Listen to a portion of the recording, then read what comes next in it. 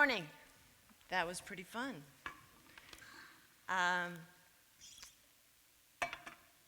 It's a pleasure to be here, and just want to make sure, can everybody see me? It's a vertically advantaged joke, okay? Come on.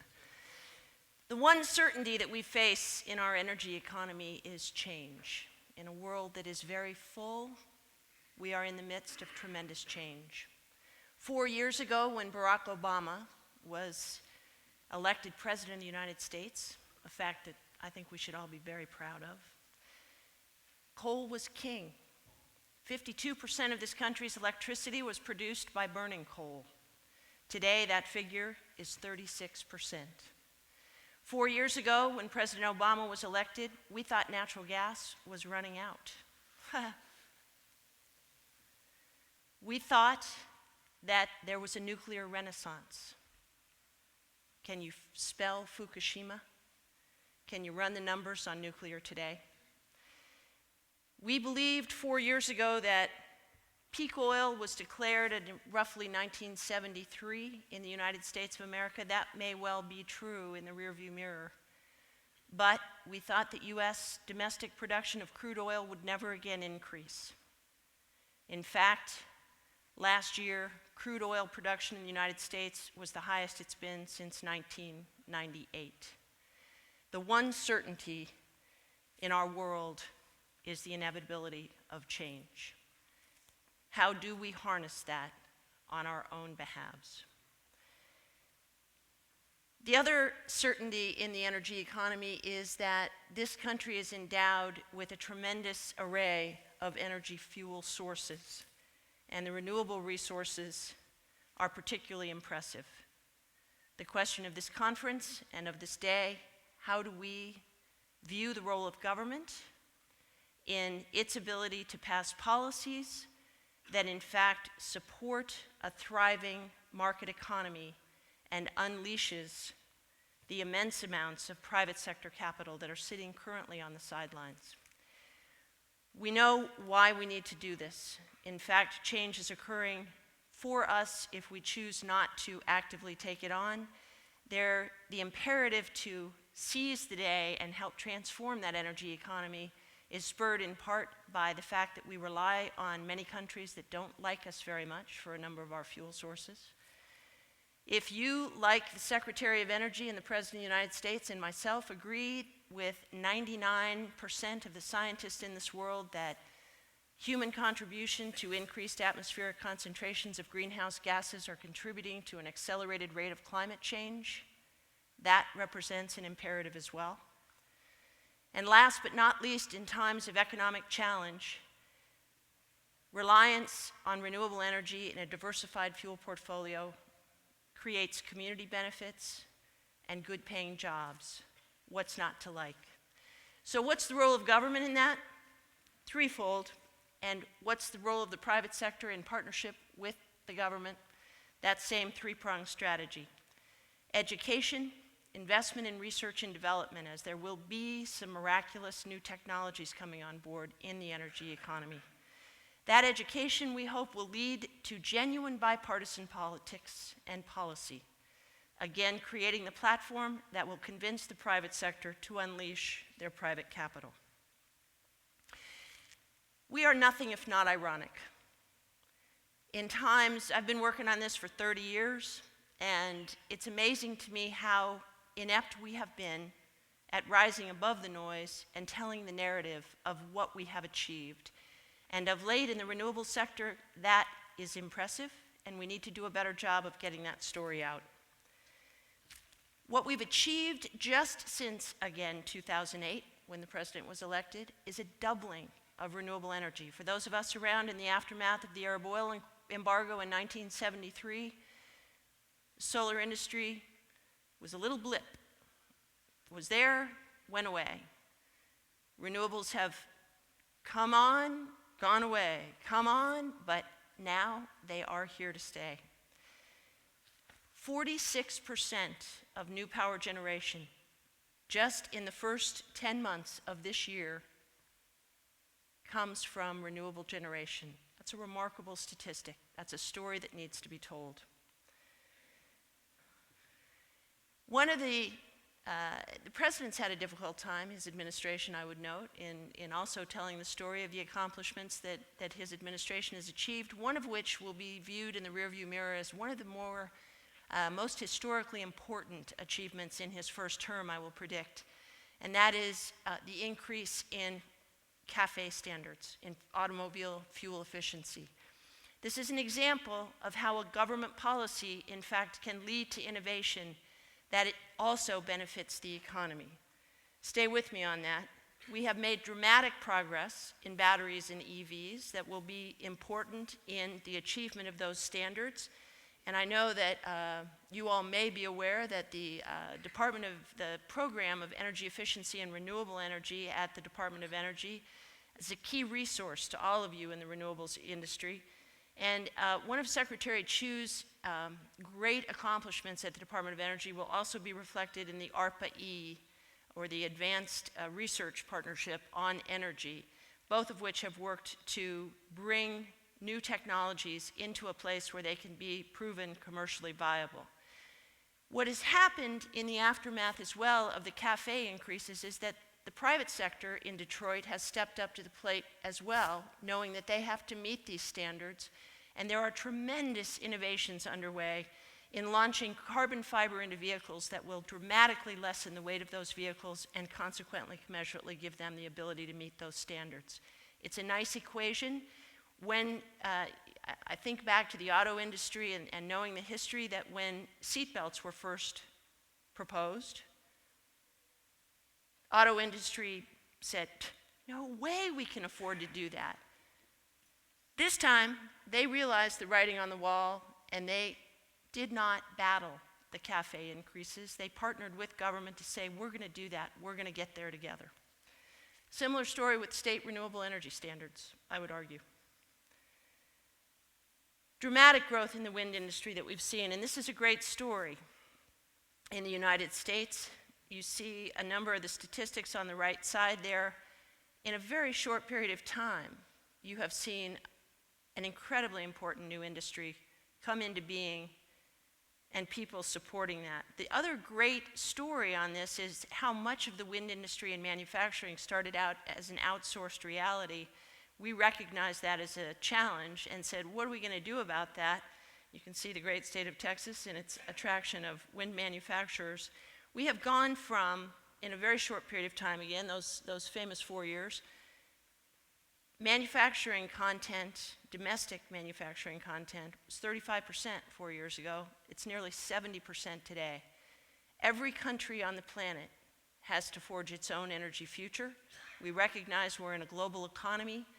We all need to pay attention to the fact that our local resources are those that we can harness for our own economies. You've seen stories of the rapid progress in, you've heard throughout this conference, rapid progress in the solar power industry. Again, solar had a longest way to go, but it's the greatest success story of the last couple of years. Again, thanks in part to support from the government on the front end, the cost over a 12-year period has come down by 3 times. And here's an example of that finance piece again. $60 million in incubation funds, largely from the public sector, enticed $1.6 billion invested by the private sector. Another great story. Texas, you all are leaders. Everything in Texas is big. Big, including all these windmills, which of course were producing water for the cattle, not electricity at this point. But you know the story here. Your state is first among all states in cumulative wind power capacity. You've got one of the largest and fastest growing wind markets in the country. How do you tell your story? It's baffled me for as many years as I've worked in this stuff that we are incapable, apparently, of emulating the best practices among states. Texas has a very important story to tell. We'd like to work with you to figure out how we can get that story out to other states so that they too can copy you. Let's not forget the federal level of government. As discouraged as we all may be, I took this photo from my smartphone, of course, just Sunday evening when we were on a walk, and I just wanted to point out the vertical axis wind turbine. that is at the base of the United States Capitol. That's Freedom. She's pretty fabulous. That's one of two wind turbines that resides at the Botanic Gardens in Washington. Back to that education piece, how do people know it? That building is where policymakers attempt legislation. That's not gone famously over the last couple of decades, one could argue, on energy. The expectation upcoming is that, in fact, most of the progress from the federal level in the coming 4 years, if we buy into the self-fulfilling prophecy, will be a regulatory strategy through implementation of the Clean Air Act. We know that diversifying the fuel portfolio, in fact, will guarantee cleaner air, better health, less asthma rates for our children. We need to see the Clean Air Act effectively implemented through the EPA, but it can't be the only strategy, and I'd encourage all of us in this room to think about what they want to see over the next 4 years in the president's second term. Again, a story that is not well understood and that we got nailed for significantly over the last 4 years are public funds invested. And I just wanted to point out again the reality of what the loan program at the Department of Energy has helped achieve over the course of its infusion. We will not see an infusion of that scale of public dollars again for some time, I would argue, in government. But we have not yet seen the full ramification of the investments made. Largest wind farm in the world on the Oregon-Washington border, Shepherd's Flat, now fully operative. 338 US-produced GE wind turbines there, producing 845 megawatts of wind power. One of the largest solar farms, to the debate yesterday on utility scale versus DG. Here's a definite utility scale with 2.9 million solar panels. That's a lot of manufactured solar panels. 11 of 19 power generating projects that were funded by the loan program are now operative and powering the equivalent of Pittsburgh. It's a great story. Government has a strong role and history in, again, supporting, now all of those loan programs supported private sector projects that were already underway but were underfinanced and unable to achieve financing. So we, the taxpayers, stepped in a public-private partnership and said, we're going to get you across the finish line on being able to be financially viable.